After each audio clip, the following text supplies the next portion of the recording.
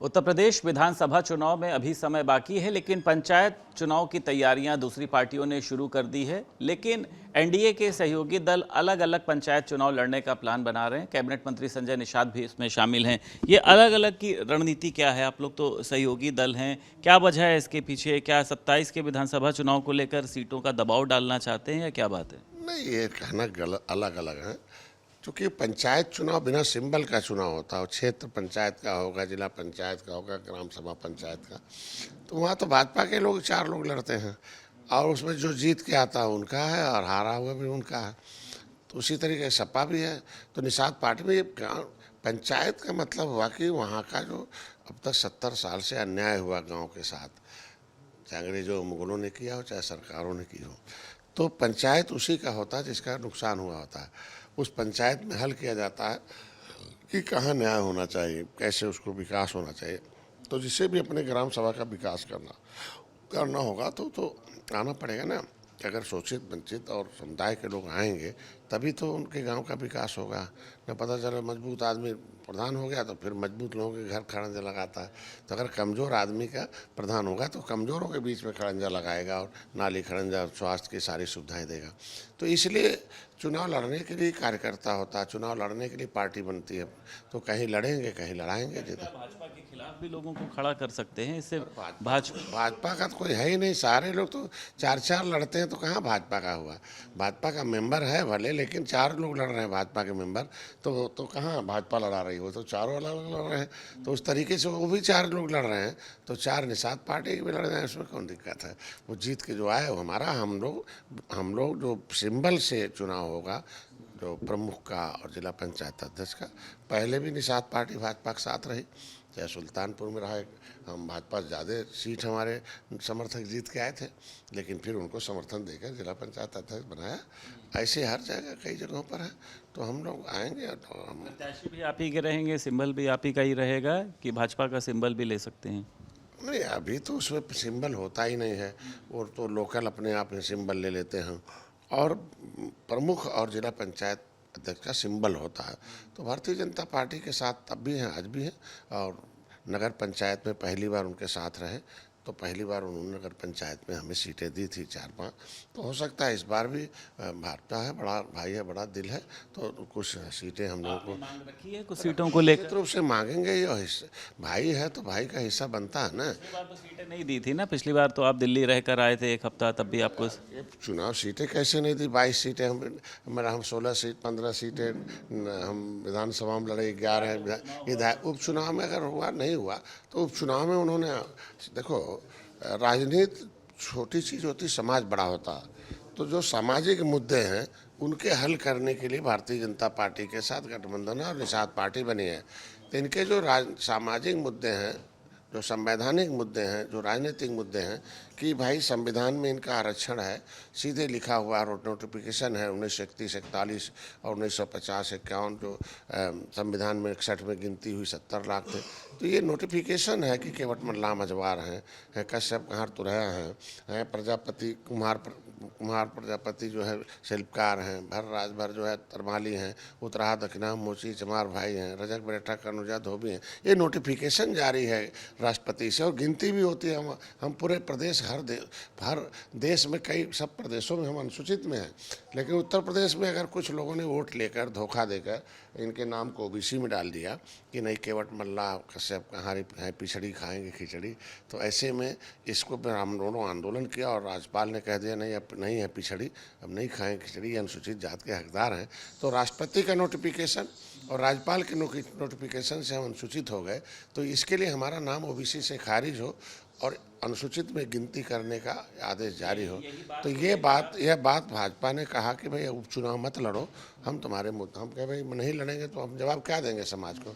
तो उन्होंने कहा कि नहीं, इस पर विचार होगा। विचार कर रही भारतीय जनता पार्टी, ऐसा नहीं है, और विचार कर रही है। और देखिए उसको कब लागू करना है, कब करना है। आपने देखा धारा 370 ख़त्म किया, राम मंदिर बनाया, महिलाओं का आरक्षण दे दिया, पर कास्ट को दे दिया, अभी गिनती का आदेश कर दिया है।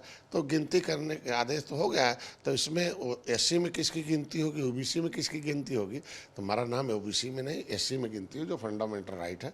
तो इसका भी आदेश भाजपा कर सकती है, वो तो करती है, समय आने पर कर देती है, हमको लगता करेगी। गृह मंत्री अमित शाह से आपकी मुलाकात हुई थी। जैसा मैंने कहा कि मछुआ समाज को अनुसूचित जाति आरक्षण की जो मांग थी, ये क्यों नहीं पूरी हो पाई? आपने तो कहा था बस ये कुछ समय बाद हो जाएगी। आपको लगता नहीं है कि कुछ गोलमाल है, आपकी बातों को अनसुना किया जा रहा है? क्योंकि अब तो समय है, केंद्र में आपकी सरकार, प्रदेश में आपकी सरकार, कैबिनेट मंत्री आप, आपके समाज के लोगों को भी उम्मीद है कि बस यही समय है। देखिए, सूचनाओं के आधार पर निर्णय लिए जाते हैं, चाहे जज को निर्णय लेना हो, चाहे सरकार को निर्णय लेना हो। सूचनाएं कैसी मिलती हैं? The collection, the information, the development of the knowledge, the development of the knowledge the decide the wrong and right. तो जितनी सूचना मिलती है उसके आधार पर सही गलत क्या है। तो सूचना देने वाले हमारे बिरादरी के दर्जन भर नेता हैं जो विभीषण के काम करते हैं, जो एक तो या तो नासमझी हो या तो उन्हें कहा जा कि ऐसा उनको लगता है। तो ऐसे में ढेर सारे नेता जो कांग्रेस में रहे, कांग्रेस को गलत सूचना देते रहे, कांग्रेस भी बर्बाद हो गई, समाज भी बर्बाद हो गया। वही लोग बसपा में रहे, गलत सूचना देते रहे, वर्ग 3 की ज़मीन बहन जी ने छीन लिया, वर्ग 6 छीन लिया, आरक्षण पर रिश्ते लगा दिया, वापस के ले लिया, प्रस्ताव वापस ले लिया। ये बसपा डूब गई और अपने समाज भी डूब गया। फिर सपा में रहे, वहाँ भी 17 पिछड़ी जाति के नाम पर केवट मल्लाह लिखवा दिया जो अनकॉन्स्टिट्यूशनल था। अभी केवट मल्लाह को मझवार का मिलना चाहिए, जैसे अनुसूचित जात में उतरा दक्षिणा मोची को चमार का मिलता है, रजक बरेठा कनौजिया का धोबी का मिलता है। तो रजक बरेठा का तो नहीं मांगा, तो हमारे लोग उलझा दिए, तो सपा भी डूब गई और हमारा समाज भी डूब गया। तो वही कुछ लोग जो भाग के आए सपा बसपा, वो मलाई खाने वाले लोग हैं। अब वो भाजपा को इन्फॉर्मेशन दे दिए, अरे झुआ भर वोट है, अनपढ़ गंवार है, पौआ पीने की आदत है, झुआ भर वोट को पौआ पिला दिया जाए, वोट मिल जाएगा। अब वो नतीजा क्या हुआ कि उनके भरोसे भाजपा ने इस पर निर्णय नहीं लिया। कहना नेता बना दो, कुर्ता पहना दो, भाजपा में बहुत नेता बना दो, निषाद, उसे वोट मिल जाएगा। और 43 हार गए। पार्टियां डूब गई क्या? भाजपा भी भाजपा 43 सीट हार गई ना, आधा से ज़्यादा हारी है। 80 सीटें लोकसभा की हैं और 43 हारना छोटी बात है क्या?